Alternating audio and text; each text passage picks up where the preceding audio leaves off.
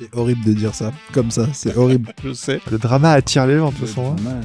Elle s'est rendue compte aussi de tout ce qu'elle pouvait prendre dans la gueule quand elle réaffirme son autorité. En fait, quand tu es dans ta création de contenu, il faut toujours créer ton contenu pour une personne qui te découvrirait pour la première fois. Il y a rarement pire juge que toi avec toi-même. Puis putain, mais c'est quoi cette merde? Pour être sûr. Ils balancent tous les deux, c'est quand même quelques-uns. Là, globalement, si tu commences à raconter ta vie, si on exagère un peu, la personne qui va tomber sur le reel, elle va se dire « T'es qui? Je m'en fous. Ciao !» Parce qu'on ne programme jamais ces vidéos. Et bienvenue sur cet épisode numéro 2 de Next Talks. Aujourd'hui, la grande question. J'ai une expertise, mais je sais pas quoi dire et comment le dire. Aujourd'hui avec moi, encore, une nouvelle fois avec plein d'énergie, j'ai... Ouh. Pardon. Kevin et Emma. Ouais. Trop bien. Grande problématique, grande question que tout le monde me pose. Comment je le dis? Qu'est-ce que je dis? Alors, c'est pas évident, c'est surtout pas évident quand t'es tout seul à le faire devant ta caméra.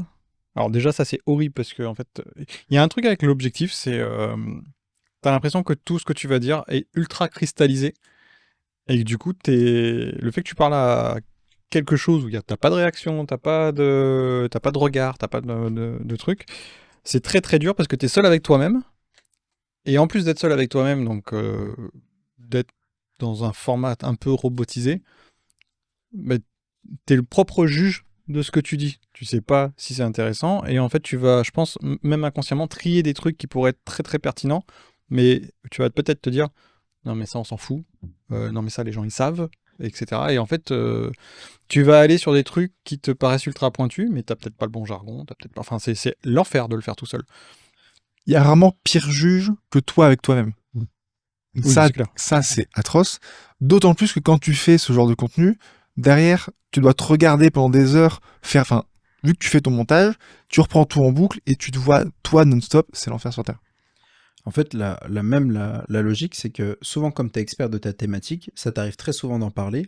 Donc, tu en parles à des gens en direct, tu en parles à des clients, ou même des fois, tu sais, tu fais des conférences ou tu en parles en formation. Donc, en fait, tu as le feedback direct des personnes que tu as en face de toi. C'est-à-dire que, moi qui fais, tu vois, par exemple, beaucoup d'interventions ou ce genre de choses, même si ta thématique, tu la connais par cœur, tu sais que là, tu déroules ton truc et que, tu vois que là, tu es en train de perdre l'audience ou alors qu'il s'emballe sur cet aspect-là. Donc, tu vas accentuer, tu vas aller un peu plus sur cet aspect-là. Ou alors, au contraire, tu vas passer vite sur un autre parce que tu sens que t'accroches pas. Et quand tu auras un autre public la fois d'après, ça se trouve, ils auront plus accroché sur la première partie que la deuxième. Et en fait, tu vas t'adapter en continu. Quand tu es tout seul face à ton objectif, et que en plus, ta caméra, elle a pas des petits cils qui réagissent en fonction de ce que tu es en train de dire. Je t'écoute plus parce qu'il y a quelque chose de très très important. Oui, allô? Manger! J'arrête tout de suite. Continue. Ouais. Quand justement tu sais ça, tu peux adapter au fur et à mesure. Et c'est pour ça que quand on travaille ici, on est en fait en forme d'échange, d'interview, parce que tu peux aussi jouer avec ça, montrer de l'intérêt à la personne qui est en face de toi pour la motiver à développer son propos et à aller au bout.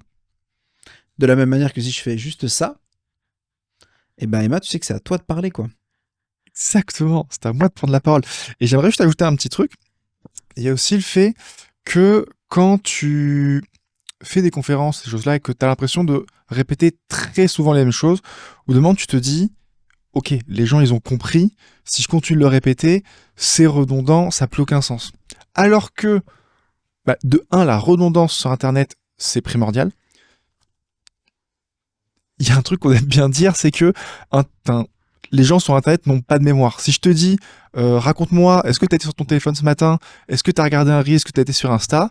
Est-ce que tu te souviens de ce que tu as regardé? J'ai aucune idée du dernier Reels ou même des Reels que j'ai vus, que ça soit ce matin, la semaine dernière, cette semaine, hier. Il y en a peut-être un qui va me venir en tête, mais tu vois, ça sera même une blague, un truc qu'on s'est partagé entre potes et rien d'autre, quoi. Genre le Reel sur Yu-Gi-Oh que je t'ai montré tout à l'heure, quoi, tu vois. Mais sinon, j'avais déjà oublié, par exemple. Tu vois. Voilà, tu vois. Donc, les gens ne se souviennent pas. Donc, il faut ressasser du contenu. Il faut en parler. Il faut pas avoir peur de le répéter. Et surtout, il faut pas estimer que les gens savent déjà. Parce que même s'ils savent déjà, il va avoir un peu le biais de confirmation où les gens vont dire ça je le sais donc je partage ça avec cette personne, je vais pouvoir aller la voir. Et à l'inverse, si tu touches une personne qui ne le savait pas, dire super, j'ai appris quelque chose et je vais pouvoir aller voir cette personne-là. Yay! Je suis sûr que c'était très intéressant ce que vous avez Ouais, raconté. c'était hyper intéressant et je vais rebondir sur ce que tu viens de dire d'ailleurs.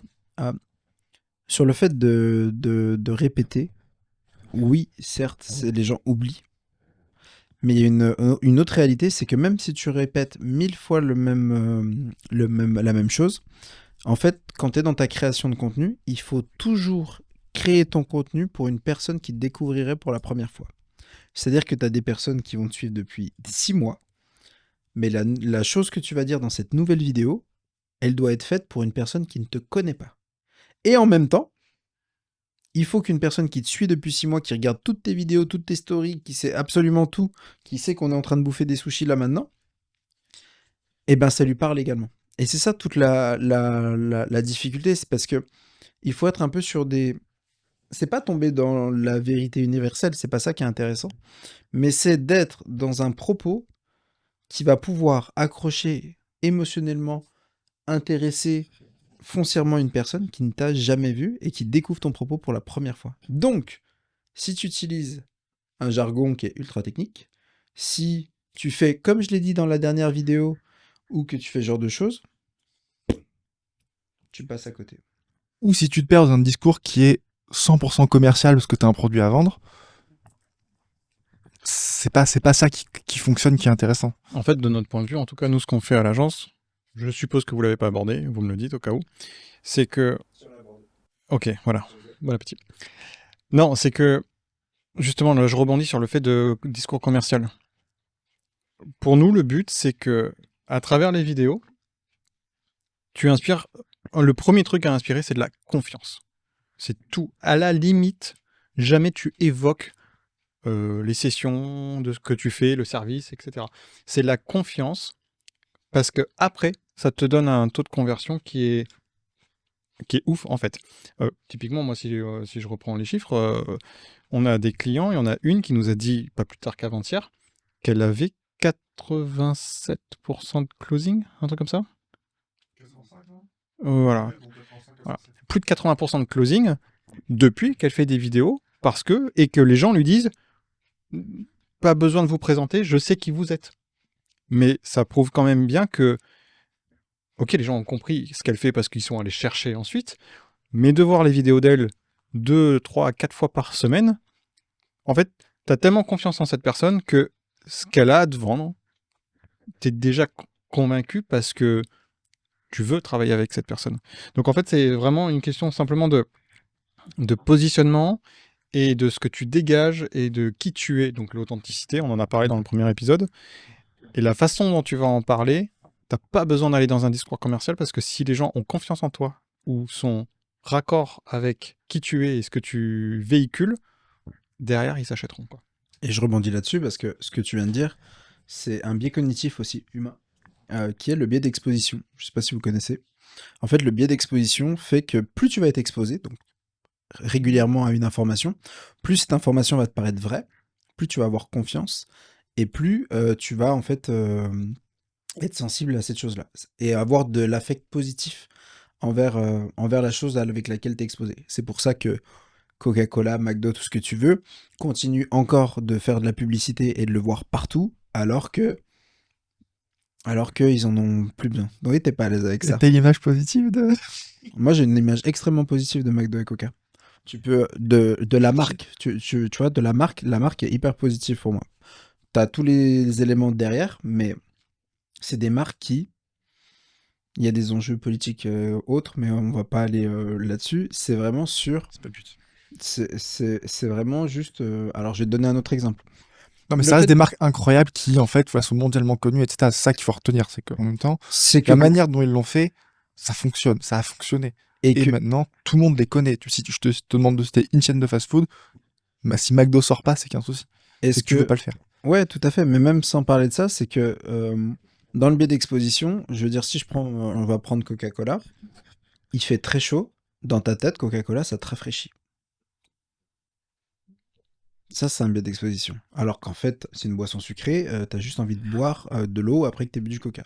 Par contre, et moi j'en suis le première grande cible, il fait chaud, franchement, on est en été, tu prends un petit 34-38 degrés, qu'est-ce que t'as envie de faire? T'as envie de te prendre Psh. une bouteille de coca, pchit, glou glou glou glou glou, avec des glaçons, petite rondelle de citron, bouteille en verre, Coca-Cola, j'insiste, mais parce que ça t'expose le truc de fraîcheur. C'est exactement la même chose sur les marques, c'est-à-dire qu'en fait, plus les personnes tu vas les voir, plus tu vas être exposé à leur image et à leurs propos, plus ça va te paraître pertinent. Là, on a pris un exemple des marques qui étaient peut-être un peu éloignées. Je vais donner un autre exemple. Quand tu regardes les personnalités que tu suis, que t'aimes bien, je sais pas, tu prends n'importe qui, prends une personne que t'aimes bien, que tu suis, visualise, tu l'as vu dans une émission, tu l'as vu sur Instagram, tu l'as vu dans une story, tu l'as vu ça, etc. T'as l'impression de connaître sa vie. T'as l'impression que cette personne, elle est hyper friendly. Parce que t'as été exposé à de nombreuses reprises à cette personne, et donc, bah pour toi, c'est une personne cool. Et quand tu vas la rencontrer dans la rue, tu vas dire, hey, c'était bon les sushis. Personne, elle t'a jamais vu. Toi, t'as l'impression que c'est ta meilleure pote. Parce que t'as été exposé à cette personne-là. Donc, naturellement, le fait d'être exposé de manière répétitive à une personne, biais d'exposition, ça augmente naturellement la confiance. Après, la question c'est, ok, je peux paraître friendly, ok, je suis exposé. Ça dit pas non plus d'être tout le temps sur les réseaux, mais pour dire quoi et comment, tu vois. Après, il n'y a pas... Pose cette question à Emma. Je te pose cette question. Parce que, Tu apparemment, peux ça... répéter 2000 fois de la merde, mais ça restera de la merde. Mais c'est ça. C'est ça que tu me dis. Non, mais en fait, le truc, c'est ça, c'est... je sais même plus si on en parlait sur le premier épisode ou pas, mais c'est... C'est pas parce que t'es dans du personal branding qu'il faut que tu racontes ta vie. Parce que, entre guillemets, on a quand même beaucoup de clients qui arrivent avec cette croyance-là de « j'ai envie de parler de moi, il faut que je parle de moi ». Alors, oui, mais il y a une certaine façon de le faire, parce que ce qu'on dit des fois, c'est « ok, t'as pas beaucoup d'abonnés, donc là, globalement, si tu commences à raconter ta vie, si on exagère un peu, la personne qui va tomber sur le reel, elle va se dire, et que ça commence « moi, quand j'étais, machin et tout, t'es qui? Je m'en fous. Ciao ». Voilà, et là, c'est perdu. Alors, généralement, nous, ce qu'on dit, c'est que le reel est là pour les gens qui ne te connaissent pas, donc ils n'ont pas envie que tu racontes ta vie, ils ont envie que tu parles d'eux. Donc ça, on l'a évoqué sur le premier épisode, de comment tu peux parler de toi, mais en donnant l'impression de parler aux autres. Mais en fait, chaque outil sur Instagram a son utilité, et ça, c'est plutôt de la story. Et parce que la story ne va aller que aux gens qui sont déjà conquis par tes propos, donc qui, à partir de là, sont intéressés de savoir qui tu es. Donc, c'est ok, d'accord, être exposé beaucoup, mais je dis quoi? Et je le dis comment? Dans ce que tu viens de dire, en fait, ça rapproche sur ce qu'on a dit au début de cet épisode. C'est-à-dire que l'objectif, c'est d'augmenter la confiance. Quand tu parles de ton vécu, quand tu parles de tes expériences, quand tu parles de toi, le seul objectif, c'est est-ce que ces propos que je suis en train de partager augmentent la confiance de la personne dans ce que je suis en train de lui dire. Exemple. Si je te dis, voilà ce qu'il faut que tu fasses pour lancer une nouvelle entreprise. Je n'ai jamais lancé une seule entreprise. Forcément, le fait que j'ai pas ce background-là, ça ne légitime pas, ça donne pas confiance pour ça. Le fait que je parle de multipreneuriat, que j'ai lancé plusieurs boîtes dans des secteurs qui sont complètement différents, forcément, c'est ce vécu-là qui va légitimer l'expertise d'avoir réussi à lancer des boîtes, qui fait que quand je parle de lancer une boîte, bah là, il y a de l'intérêt parce que j'en ai déjà lancé plusieurs, donc forcément, j'ai quand même un peu plus de légitimité que de le faire. J'en ai sûrement moins que plein d'autres personnes, mais j'en ai quand même vachement plus parce que j'en ai déjà lancé quand même plusieurs. Donc, forcément, c'est pas de dire moi je sais lancer des boîtes. C'est toi tu veux lancer une boîte, je vais t'expliquer comment faire parce que j'en ai déjà lancé plusieurs. Ça change tout. Je suis pas en train de te raconter ma vie de voilà tatati tata, c'est je vais t'expliquer toi comment tu vas pouvoir lancer une boîte parce que tu as besoin de lancer une boîte, mais je le back, je le garantis par l'expérience, les différents trucs que j'ai vécu qui vont donner de la légitimité, de la confiance et naturellement vis-à-vis de toi vont me positionner comme une figure d'autorité dans le fait de lancer une entreprise. Et c'est là où j'améliore mon personal branding. Parce que ce vécu, cette histoire personnelle, elle vient alimenter, elle vient nourrir, elle vient légitimer ce que j'essaie de transmettre et de te donner comme valeur à toi. Je vais vous faire un exercice tous les deux. Allez là, ça commence par Emma, comme ça je mange de la salade de chou. Vas-y. De tout ce que tu as pu voir, alors toi t'es là que depuis une semaine. C'est mon running gag, hein. Vraiment, ça sera une semaine à vie. Je hein. te préviens, on va voir tes coupes de cheveux évoluer, tu auras les cheveux longs et tous les cheveux jusque là et tout, ça fera 6 ans que t'es ici. On ferait donc depuis une semaine, Emma, ça va être Exactement. incroyable. Mais moi je veux que ça reste comme ça, les Moi, c'est mon clients, running gag, dans hein. 3 ans quand ils bossent avec elle, et qu'on lui dit mais elle est là que depuis une semaine. Waouh, mais elle est ultra forte. Donc, un format qui marche presque systématiquement, alors un format ou une accroche ou un truc il marche presque systématiquement en reel, tu dirais que c'est quoi? L'anecdote. L'anecdote, c'est ce qui t'es sûr de faire de la viralité. Si je te raconte une histoire, on parle de storytelling, tout le monde parle de storytelling, mais si je te raconte une histoire où je te fais te projeter, tout de suite, je te donne la situation qui te permet de te projeter dans le cas. Donc toi, tu t'imagines. Donc en fait, juste le temps que tu t'imagines dans la séquence, ça y est, t'as passé les 3 secondes du hook et en fait, tu déroules et t'as les éléments déclencheurs, blablabla. Donc faire des vues, c'est ultra facile. Tu te donnes le cadre. Tu veux me lancer sur un truc ou... Non, c'est très bien, je t'écoute. Je suis captivé. J'allais dire... Et en fait, tu racontes juste une histoire avec cet élément fort où la personne, elle va se situer. Par exemple, si je te dis, j'étais assis au restaurant. Ça, c'est une accroche d'un storytelling il y a de grandes chances qu'il fonctionne parce que énormément de personnes peuvent se projeter d'être dans le restaurant. Si par contre, je te dis, quand j'étais assis dans une fusée, ça peut intriguer sur autre chose, mais les gens vont pas se projeter de la même manière dans l'histoire. En fait, tu donnes des éléments de narration, comme dans un film, qui va permettre aux spectateurs de se sentir Ouais, j'essaie d'aller sur ton terrain comme c'est glissant, c'est plus ton côté ça. Mais en gros, j'essaie de m'installer, tu vois, dans la narrative, c'est-à-dire que je me projette dedans, je vois, et ensuite je déroule et j'ai envie de savoir ce qui va se passer dans l'histoire. Donc comme j'ai envie de savoir la fin et la chute de cette histoire, je suis obligé de rester jusqu'au bout. Donc comme je reste jusqu'au bout, forcément j'ai un watch time, donc le temps de visionnage de ta vidéo qui est hyper long, qui fait que forcément elle est beaucoup plus poussée, etc. Moi, il y en a une qui a explosé, où je raconte une anecdote sur un exercice que j'ai fait en salle de classe. Ben, juste de dire salle de classe, tout le monde a été à l'école. Dans l'audience majorité des Français, tout le monde Pour a le été coup, à l'école. Pour le coup, ce qui marche surtout dans cette vidéo, ça fait partie des tips de comment je raconte quelque chose et pour être Tu sûr, balances tous les deux, c'est quand même quelques-uns. c'est j'ai fait une expérience, non, j'ai vu une étude, j'ai fait une expérience avec des gens, etc. Ça va forcément marcher parce que les gens vont forcément aller jusqu'au bout, comme tu l'expliques, pour voir, ok, c'est quoi l'expérience, c'est quoi toutes les étapes de l'expérience et c'est quoi le résultat attendu et pourquoi, qu'est-ce que ça dit. Forcément, tu fais un sacré watch time là-dessus. Mais aussi parce que les gens vont se dire, est-ce que c'est une expérience que je peux répliquer de mon côté?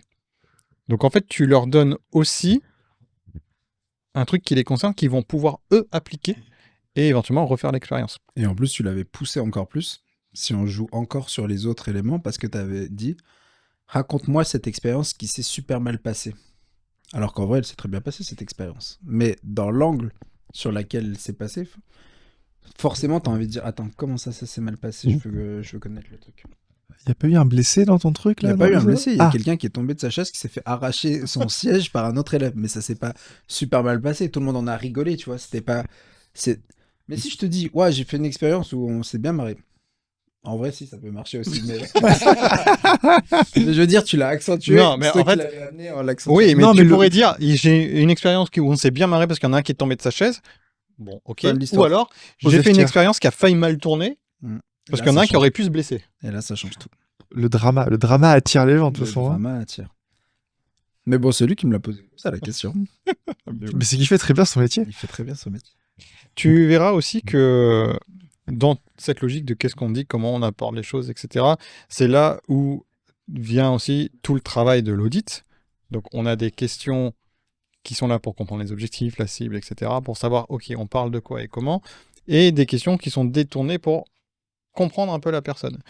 Et tu verras qu'on a un jeu, Yann et moi, donc toi, tu es encore à 0 parce que tu viens d'arriver, c'est, on tient le compte de qui c'est qui a fait pleurer le plus de gens. Voilà. Non pas par sadisme, C'est horrible de dire ça, comme ça, c'est horrible. je sais, non pas par sadisme, mais c'est juste parce que en fait, on a des questions qui vont des fois aller chercher. Des fois on s'attend pas à ce que les gens puissent réagir sur telle ou telle question, mais on va tellement aller chercher ce que les gens ont à sortir ou les expériences qui vont leur servir à appuyer des propos, etc., que des fois, ça déclenche des trucs chez eux et on se dit, ok, là, il y a soit là, il y a un vrai truc à creuser, soit là, il y a quelque chose à éviter, parce que ça nous guide aussi sur, d'accord, donc ça, c'est un sujet qu'il faudra qu'on contourne quand on voudra aborder telle ou telle thématique, ou alors ça, il faut absolument le creuser parce qu'il y a un émotionnel qui est très très fort. Ça dépend, en fait, de ce que raconte la personne. Qu'est-ce que t'as... Vas-y, prends ton micro. Vas-y. Non, j'allais te dire, ça dépend surtout de la personne que tu as en face. Moi, je vais éviter le sujet. Kevin, il va dire Ça dépend. Mais voilà, ça dépend. Mais effectivement, nos questions aussi sont là pour dire, ok, il y a quoi comme objectif, il y a quoi comme expertise, il y a quoi comme valeur, mais il y a quoi aussi comme background. Et avec tout ça, bah, en fait, tout ça, c'est nos ingrédients et ça va faire que, ok, bah, quand bien même il y a peut-être des façons qui fonctionnent bien, comme on l'a raconté sur les anecdotes, le fait de mentionner des expériences ou des études, etc. Tu as plein de trucs qui marchent comme ça, mais du coup, on remplit avec quoi? Et c'est là où, en fait, nous, nos audits, ils vont aller chercher, et on a une trentaine de questions sur les audits, et nos audits vont nous permettre d'aller chercher le quoi et qu'est-ce qu'on applique comme formule par-dessus, en fait. En fait, ce qui est toujours intéressant dans le qu'est-ce que je dis et comment je dis, la première chose, c'est qu'est-ce que je dis, c'est qu'est-ce qui va intéresser les personnes à qui tu veux t'adresser. Ça, je pense que c'est la base de tout. C'est-à-dire que si tu fais du contenu qui n'intéresse pas ou qui n'est pas fait pour intéresser ton public cible, bah, ce contenu n'a même pas raison d'être. Ok, je vais te faire chier. Comment tu sais que ça intéresse ou pas? Tu le sais pas, mais quand tu le fais avec quand même objectif que ça serve à la personne que tu vas cibler. Sinon, tu le fais pas, il n'y a pas d'intérêt. Tu sais pas si... Ça, on est bien d'accord, il n'y a pas de recette miracle, et on peut pas garantir à 100% que ça va intéresser foncièrement la personne. Après, il y a différents types de vidéos aussi. C'est-à-dire qu'il y a des vidéos qui permettent où tu apportes de la valeur vraiment parce que ça va intéresser ton audience et que tu veux transmettre plein de choses. Ok. Après, tu as aussi certaines vidéos qui vont peut-être apporter légèrement, parce que légèrement, ça ne marche pas, mais légèrement Moi, j'aime bien, genre moi. légèrement moins de valeur transmise, mais qui, pareil, sont là pour légitimer, et donc, comme on l'a dit tout à l'heure, augmenter la confiance, etc.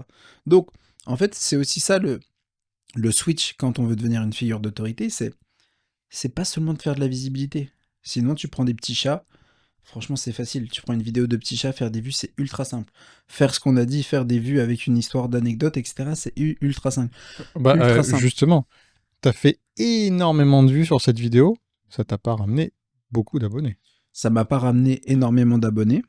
Ça m'en a ramené un petit peu, mais pas énormément en proportion par rapport à ce que ça a été. Et surtout, le public et les personnes qui ont interagi avec cette vidéo n'étaient pas dans mon cœur de cible. Ça légitimise sur une partie des éléments. C'est pour ça qu'on l'a mise, la vidéo. Sinon, on l'aurait pas Bien mise sûr. si ça justifiait pas une certaine compétence, etc. Mais par contre, c'est pas là-dessus où il va y avoir de la conversion, ce genre de choses. Donc en fait, c'est ça aussi dans la stratégie de personal branding et de création de contenu pour développer son autorité, parce que c'est ça qu'on cherche à faire, c'est de développer son autorité. C'est quels sont les contenus qui vont me permettre de faire ça. Et donc dedans, c'est qu'est-ce que je dis qui apporte de la valeur, qu'est-ce que je dis qui me positionne, qu'est-ce que je dis qui, au final, fait que quand demain on pensera à moi pour le problématique que je solutionne grâce à mon service ou mon offre, on pense à moi. Et ça, c'est ça qui fait toute la différence. Est-ce que dans tous nos clients, est-ce qu'il y a une vidéo de tous nos clients qui t'a marqué? Là, tout de suite, tu penses à laquelle? La première qui te vient en tête? Et je te poserai la même question après. Je sais pas pourquoi celle qui me vient, c'est celle de Rodolphe qui raconte son histoire avec sa boucle d'oreille. Ok. Vas-y, Tu veux que je contexte. t'explique? Ouais, c'est pour ceux qui l'ont pas C'est vu. du coup un de nos clients qui travaille du coup dans le secteur du BTP. Et donc en fait, il y a quelqu'un, donc, il veut nous raconter cette anecdote-là. Il nous raconte, quelqu'un lui dit, parce qu'il a une boucle d'oreille sur une oreille, tu vois. Quelqu'un vient le voir, lui dit, tu serais plus pris au sérieux si t'avais pas cette boucle d'oreille. Donc lui, il lui répond quelque chose du genre, écoute, si t'as le temps de te préoccuper de ça, ça n'a aucun rapport avec ni mes compétences, ni ce que je dis, ni la forme, etc. Et donc ça, je trouve qu'il y avait moi, ça m'a touché parce qu'il y avait un vrai message de, euh, en fait, je suis mon authenticité et c'est pas ça qui va dévaloriser mon propos. C'est pas une boucle d'oreille qui dévalorise mon propos. Je trouve ça super intéressant que, tu vois, c'est ça qui te parle. Pour le côté de assumer qui on est, tu vois. Et justement, c'est parce que on a forcément chacun un peu nos axes de personal branding. On sait que toi, ça va être ça. Ça va être l'identité on est qui on Tiens, est. Mais du coup, c'est bien, surprise, c'est intéressant de voir que toi, c'est ça qui t'a marqué. Quand bien même, tu vas jamais te lancer dans le BTP, a priori. Ça a pas l'air d'être un projet. Et pourtant, c'est ça qui t'a marqué. Ouais. Après, ce qui est intéressant de pourquoi on a sorti cette vidéo, c'est pas juste de se dire acceptez-moi comme je suis, tant pis. C'est que dedans, comme tu as dit, les propos qu'ils donnent derrière en disant j'ai peut-être une boucle d'oreille, mais. Et dedans, et derrière, on a la preuve en fait. Derrière, on a la preuve de la compétence, on a la preuve et ça va en fait augmenter aussi la confiance. Et en fait, ça va permettre de choisir son audience. C'est-à-dire que les personnes qui s'arrêtent à ça et qui vont pas plus loin et qui ne voudront pas prendre part ou avoir ses services parce qu'il a une boucle d'oreille, il a pas envie de bosser avec, il s'en fout. Et de mémoire, je crois qu'il enchaînait justement sur la question des valeurs, en fait. C'est, en Exactement. fait, ne viens pas bosser avec moi si tu t'arrêtes à ça, parce que pour moi, ce qui est important, c'est le respect, les valeurs, etc. Et en fait, de parler de ça, du coup, ça adresse le propos autrement à ceux qui seraient intéressés de travailler avec lui et qui vont se dire, ok, bah du coup, en fait, effectivement, ces valeurs, si c'est le respect, etc. Et moi, ça me parle. Donc, du coup, en fait, j'ai envie de bosser avec lui. Donc ça, c'est super intéressant. Et toi, la vidéo de tout ce qu'on a fait là, puisque je Ouais, je vous sais ai pas, annoncé il y a pas longtemps que on a livré à peu près 3000 fichiers depuis un an. Tu sais, toutes tes vidéos, Kevin, je les adore. Après, tu parles tellement bien, mais je sais pas vraiment ce que tu dis dedans, donc... Alors ça, il faudra que tu arrives à le caser dans tous les épisodes, ce running gag, pour que les gens se disent putain, mais c'est quoi cette merde? On explique le running gag? Non, plus tard. Plus tard? Ok. Euh, Moi, je vais faire comme à mon habitude, c'est-à-dire que je vais pas répondre à ta question. Ah, parfait. Je vais... Parce qu'en fait, ce qui m'a marqué, c'est plus tous les moments qu'on a filmés, où on a fait peut-être à certains moments le choix de pas partager ces vidéos-là. Vraiment, t'as pas envie de répondre à ma Ouais. question. Parce que... je te balance le truc, après, si tu veux, je t'en donnerai une quand même, mais... Parce que c'est ça aussi qui est beau, tu vois, dans ce qu'on fait, c'est qu'il y a vraiment des moments de partage qui sont ultra deep, où on va sur plein de sujets, comme tu dis, des fois il y a de l'émotion, il y a plein de choses. Et ce qu'il faut pas oublier, c'est que justement, l'idée ici, c'est d'être un vrai endroit où tu te sens tellement bien que tu vas te livrer sans filtre sur tout ce qui est possible. Et après, nous, on fera le choix de quels sont les éléments que tu as partagés qui sont pertinents et qui vont servir ton image. Et des fois, il y a des éléments qui sont très très forts, mais où on sait que ça va pas forcément servir ton image, ou au contraire, qui seraient des incroyables pièces de contenu, c'est-à-dire que vraiment ça ferait, enfin, en termes de résultats, ça serait dingue. Par contre, que ça va heurter ta sensibilité ou que ça va te mettre en porte-à-faux émotionnellement ou Ou autre, que ça peut être mal interprété en ou que ça face. peut être mal interprété et qu'en fait ça peut te desservir. Et donc dans ce cas-là, on fait le choix de pas sortir ces éléments-là. Donc moi, c'est aussi, tu vois, toutes ces vidéos-là qu'on a créées, mais qu'on a décidé de pas sortir parce que c'était pas le plus. Et on peut en raconter des. Enfin, il y en a un paquet de trucs qui sont très très deep qui servent pas forcément le propos. Voilà pour les vidéos. Et tu veux quand même que je t'en donne Oui, je une? veux quand même que tu me répondes. Bah, celle où j'ai parlé de l'anecdote sur cette vidéo qu'on a sortie, tu sais. Ma vidéo préférée qu'on a faite, c'est la mienne. Parce que c'est la seule dont ils se souviennent Parce en que fait. les autres, je les regarde pas, les vidéos des clients, tu le sais. Ah, je rigole. Une que j'ai beaucoup aimé, c'est une de Katia. Ok. Katia quand elle parle de son expérience d'avoir été directrice commerciale de grandes marques. Pourquoi? Parce que c'est ça aussi qu'on a, c'est que On a des personnes qui sont tellement intéressantes, on a des clients qui ont tellement des expertises de dingue qui viennent aussi, tu vois, bosser, que des fois, ils ont besoin de passer par nous pour légitimer leur expérience et leurs compétences. Je fais un exemple très bête. Katia, elle a signé plus d'1 milliard de deals. 1 milliard. Qui a signé En plus chiffres, d'1 hein. milliard Pas de en chiffres? quantité, en chiffres. Ouais, en 1 milliard de deals, 1 milliard d'euros de chiffres signés, quoi. Forcément, quand t'as une personne comme ça, tu te dis n'importe quoi. Et en fait, cette vidéo-là, c'était un peu sa revanche en disant, mais juste faites le calcul. J'ai fait des deals à plus de 100 millions. Donc en fait, ça va très très vite de faire 1 milliard. Et donc, de retracer ce parcours-là, hyper riche, avec ses compétences où elle disait ça, bah en fait, je trouve ça très beau parce que c'est un peu une revanche en disant, vous voyez, et c'est ça le contenu, il sert à ça encore, on est encore sur augmenter la confiance. Si je mets juste, j'ai signé 1 milliard de deals, le propos est le même, je passe pour une menteuse ou quelque chose comme ça. Je fais une vidéo où je te raconte comment dans mes expériences j'ai signé 1 milliard de deals, je deviens une figure d'autorité. Et ça change tout. Et elle, sur cette vidéo-là, je crois qu'elle a pris 1000 abonnés ou un truc comme ça. Et elle a pris, et c'est ce qu'elle dit après, dans les leads, dans les clients, en fait, t'es vraiment sur de la conversion hyper haute parce que t'as prouvé par tes compétences et ton expérience et ton vécu, ce que tu disais, c'était vrai et que tu t'imposes, quoi. Et ça a eu, comme tu aimes bien le dire, un double effet qui se coule, parce qu'elle s'est fait aussi pas mal chier dessus dans les commentaires par les gens qui disent Nawak. Mais en fait, le truc, c'est que t'as autant ceux Ils qui... n'écrivent pas littéralement Nawak dans les commentaires. T'as autant ceux qui ne veulent pas l'accepter, et du coup, parce que peut-être ça heurte leur position de, je sais pas, de mal alpha, et de putain, comment ça, elle a fait plus que moi, ou je sais pas quoi. Et en face, en fait, c'est ultra clivant. C'est en face, ça va légitimer de fou, et ça va inspirer une confiance énorme pour les gens qui vont se dire, mais c'est avec elle qu'il faut que je bosse. Et du coup, là, elle a des leads qui sont ultra qualifiés.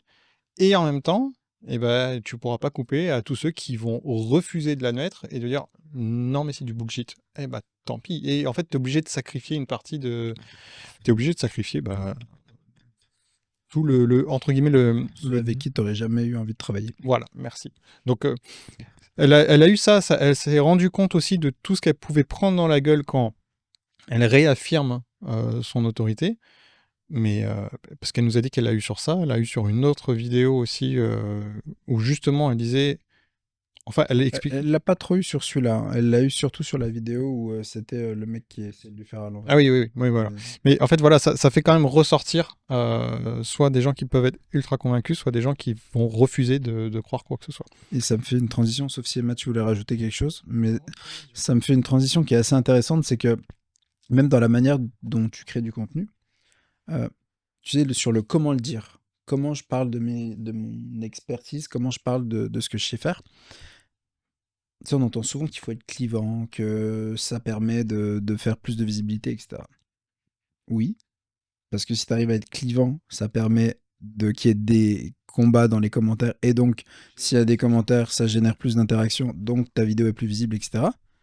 Mais si toi, naturellement, t'es pas clivant, Kevin, tu fais pas de contenu clivant.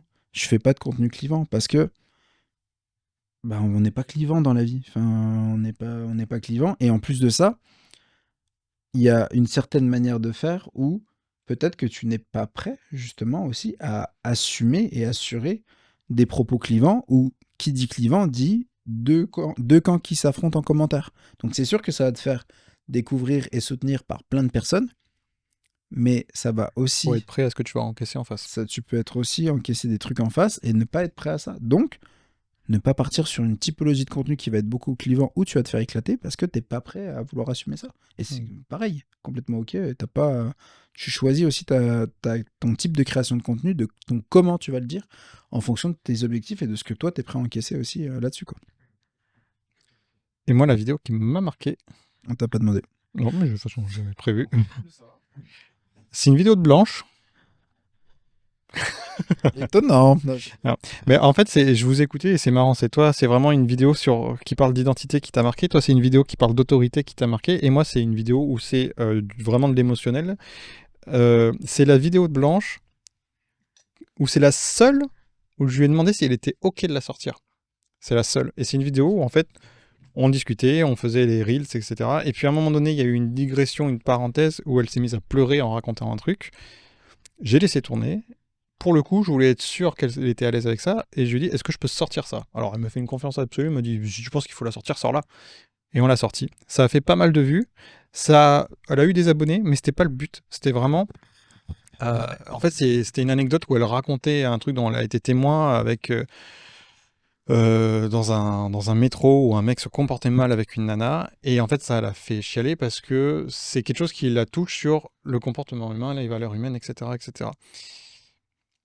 Ça n'apporte pas grand-chose sur son expertise, ça n'apporte pas grand-chose sur son expérience, etc., mais par contre ça apporte énormément sur qui elle est et qu'est-ce qui lui tient à cœur comme valeur. Et je lui ai dit, on sort cette vidéo, ça va pas te ramener masse abonnés, par contre ça va renforcer un lien de ouf avec les gens qui sont déjà conquis par qui tu es et qui vont voir cette facette de toi. Je t'assure qu'ils vont aimer voir ça. Parce que moi, ça m'a touché, en tout cas, quand je l'ai vu. Et on l'a sorti, et ça a fait exactement ça, parce que tu as beaucoup de gens qui se sont projetés, parce qu'elle racontait une anecdote, donc en plus, c'était visuel, enfin, tu pouvais t'imaginer la scène, donc ça a marché pour ça, mais tu avais de l'émotion, appuyé sur de la valeur qui sortait de cette vidéo, et moi, c'est ça que je retiens de tout ce qu'on a pu faire, c'est peut-être celle-là qui me revient à chaque fois en tête en premier. Ouais. J'ai envie de poser une autre question, du coup. Est-ce qu'il y a des vidéos qui ont explosé?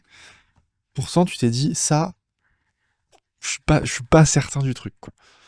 Quand tu dis pas certain, c'est quoi? Pas certain de la vidéo en disant, oh, pas à l'aise avec ça? Ou alors, plus de dire, on savait pas que ça allait exploser. On savait pas que ça allait exploser. Alors ça, je te le dis tout de suite, je sais jamais ce qui va exploser ou pas exploser. En toute honnêteté... On a des idées des fois que ça, il y a de fortes chances que ça pète. Je peux la tourner dans l'autre sens. Un truc où tu te dis, ça va tout défoncer. On a le hook, on a le contenu, etc. Et elle fonctionne pas. Ouais, parce que t'as plein de choses dans la... Déjà, il n'y a aucune... Enfin, tu vois, c'est aucune garantie, on est d'accord une là-dessus. garantie, mais que, de toute tu façon... peux utiliser certains moyens pour augmenter certains résultats, Exactement. etc. De toute façon, c'est toujours de l'adaptation. Et vraiment, le jeu des réseaux sociaux, c'est du test and learn absolument constant, quoi. Déjà, premier élément, tu as, on va dire, si tu prenais, entre guillemets, la recette magique de la vidéo virale, déjà, premier élément, t'as pas forcément envie de faire une vidéo virale. C'est déjà un élément qu'on soulève pas assez, mais ton objectif, c'est pas de faire une vidéo virale. Nous, on travaille avec des entrepreneurs qui viennent nous voir pour devenir des figures d'autorité et attirer des clients. Ça veut pas dire faire une vidéo virale qui va buzzer et qui va être vue par des millions de personnes. C'est pas ça l'objectif. Si on devait parler de coefficient, en vrai, le nombre de vues, c'est coefficient 0, on s'en bat la race. Nous, ce qui nous intéresse, c'est est-ce que c'est le propos que tu es en train de donner dans ta vidéo va, comme on l'a dit depuis tout à l'heure, tu vas développer ta légitimité, tout ça et tout, mais va te faire grandir ta communauté qui se retrouve dans tes valeurs, dans ce que tu proposes comme proposition de valeur, etc. Et qui, quand même potentiellement, à un moment donné, deviendra peut-être un client. C'est ça notre mission. Et de te positionner comme figure d'autorité. Et encore, je dis ça pour la majorité. Il y en a, ils ont une stratégie, c'est des entrepreneurs, mais ils ont une stratégie de lobbying.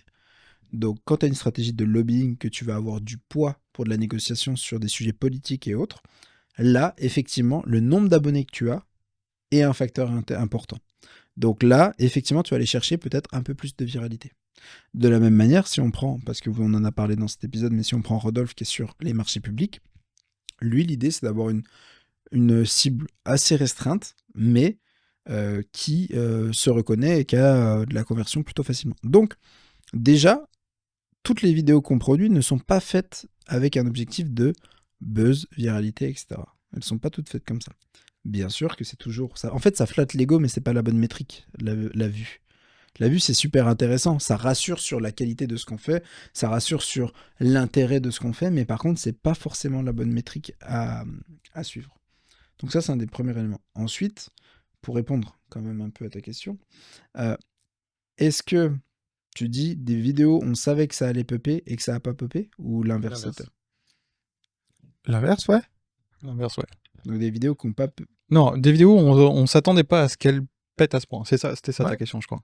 Et d'autres vidéos, comme je te dis, tu sais jamais. C'est-à-dire que tu mets tes ingrédients, tu mets tes éléments. Après, savoir si la vidéo, elle monte à 50 000, 100 000, 1 million, il y a trop d'enjeux et trop d'éléments, moi je pense, qui rentrent en compte, qui fait que tu peux pas savoir. Tu peux pas savoir. En fait, ça va dépendre de par qui elle est enregistrée, partagée, etc. Ça va dépendre du nombre d'interactions, ça va dépendre du momentum. C'est-à-dire que tu fais une super vidéo qui touche émotionnellement, qui est dingo, mais en fait, ça arrive le 24 décembre quand tout le monde pense qu'à Noël et ouvrir ses cadeaux. Ils s'en foutent complètement du réchauffement climatique à ce moment-là, tu vois ce que je veux dire? Donc, c'est aussi des histoires de momentum, et ça, alors ça se travaille en amont quand tu programmes tes vidéos. Quand je dis programme, c'est pas les programmer sur les réseaux, mais c'est quand tu Quand tu programmes. prévois de publier tes vidéos. Merci. On ne programme jamais ces On ne vidéos. programme jamais ces vidéos. Programme jamais ces vidéos. J'adore. Pour vous refaire encore une fois, si vous Ouais, voulez. on ne programme jamais ces vidéos. On programme jamais ces On vidéos. ne programme jamais ces vidéos. Donc rappelle-toi, on ne programme jamais ces vidéos. C'est clair. Ah, quoique. Non, on programme jamais ces vidéos. Donc voilà. Moi, pour répondre à ta question, Merci. Après ce monologue, fou, c'était sur une des premières clientes de l'agence, qui s'appelait Célia. Justement, pour reboucler en plus avec les trucs qui marchent bien, c'était, je lui ai fait parler d'une expérience qui avait été faite dans une salle de classe. Et je lui ai dit, normalement, là, on va toucher du monde. La vidéo sort, nada. Mais attends, il y a un truc, ça va pas. Donc j'ai dit, c'est pas grave, on sort le reste, mais celle-là, on la ressortira parce que je sais pas pourquoi, je sais pas ce qui a pas pris, mais elle est censée marcher. Donc on a sorti d'autres vidéos, on a laissé passer, etc. Et on a ressorti la vidéo au bout d'un moment, et là, ça a pété, la même. Ça a pété. Et je disais, voilà. Donc je sais pas ce qui s'était passé, mais il y a des... Ah ouais. Mais des fois, effectivement, t'as des formules qui aident à ce que ça fonctionne. Et ça, c'est un cas de figure où je me suis dit, ça n'a pas pris, ce n'est pas normal parce que c'est censé prendre, donc c'était peut-être pas le bon moment, justement, de la sortir. Parce que ça dépend de vraiment beaucoup de choses, c'était peut-être pas le bon moment, donc essayons à une autre période, et à une autre période, ça a vraiment marché. tu publies une vidéo d'une expérience dans une classe un 4 juillet alors que c'est les vacances et que tout le monde est en train de se barrer en vacances, pas d'intérêt, tu vois. Je fais exprès. Non, parce que les gens vont pas être forcément focalisés là-dessus en termes. Ils ont envie de voir de la plage. Enfin, tu vois, j'exagère énormément. Je sais pas, Mais t'as c'est déjà pour vu une une- plage, hein, tout le monde est sur son téléphone. Oui, mais ils ont pas envie de regarder de contenu. Ils ont envie de regarder c'est quoi les meilleurs restaurants que je vais voir dans la destination que j'arrive. Ou d'être diverti, ou etc. etc. Je fais exprès de généraliser le truc. Ou d'apprendre des choses. Petit mot de la fin? Donc, petit mot de la fin, si jamais toi, tu es un entrepreneur, que tu as vu cet épisode et tu ne sais toujours pas quoi dire, comment le dire, etc., n'hésite pas, on met un petit lien, tu as juste à nous appeler et on se fera un plaisir de te faire pleurer. Non, je rigole, on se te fera un plaisir, on se fera un plaisir de développer ton personal branding pour que tu deviennes une vraie figure d'autorité. Allez, à plus, ciao, ciao, et surtout, ne programme jamais tes vidéos. Ne programme jamais tes vidéos. Programme jamais tes vidéos.